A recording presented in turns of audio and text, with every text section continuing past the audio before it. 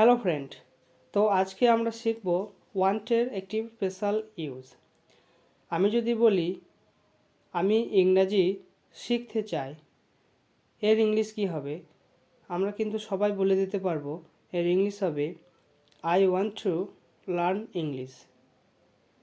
কিন্তু এখন যদি আমি বলি যে আমি চাই তুমি ইংরাজি শেখো, এর ইংলিশ কি হবে?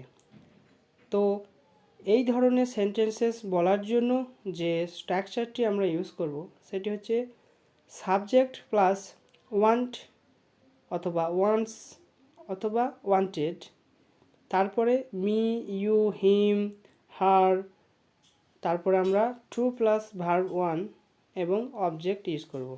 প্রেজেন্ট টেন্সে হলে ওয়ান্ট এবং ওয়ান্টস, সিঙ্গুলার হলে আমরা ওয়ান্টস ইউজ করব এবং পাস্টে আমরা ওয়ান্টেড ইউজ করব। এবার চলো কয়েকটি এক্সাম্পল দেখে নিই।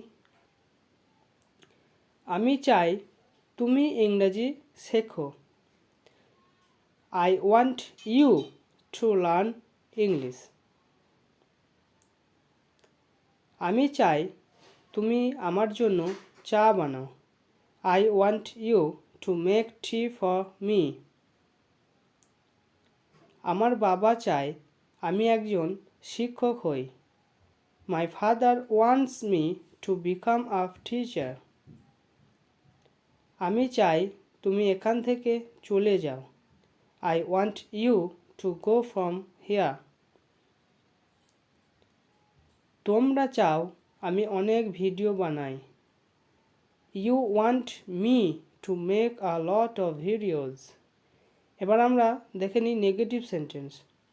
নেগেটিভ সেন্টেন্স ফ্রেন্ড একই থাকবে, শুধুমাত্র আমরা সাবজেক্টের পরে ডু নট, ডাজ নট অথবা ডিড নট ইউজ করব। প্রেজেন্ট টেন্সে আমরা ডু নট, ডাজ নট এবং পাস্টে ডিড নট ইউজ করব। আমি চাই না তুমি আমার জন্য চা বানাও। I don't want you to make tea for me.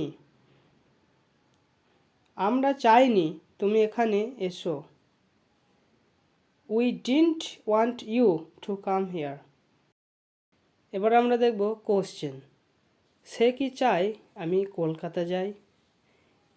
Question করার জন্য আমরা শুধুমাত্র ডু, ডাজ, ডিড এটি আমরা সাবজেক্টের আগে বসাবো। এর ইংলিশ হবে does she want me to go to Kolkata. তুমি কি চাও আমি তোমার জন্য চা করি? Do you want me to make tea for you? Thank you for watching.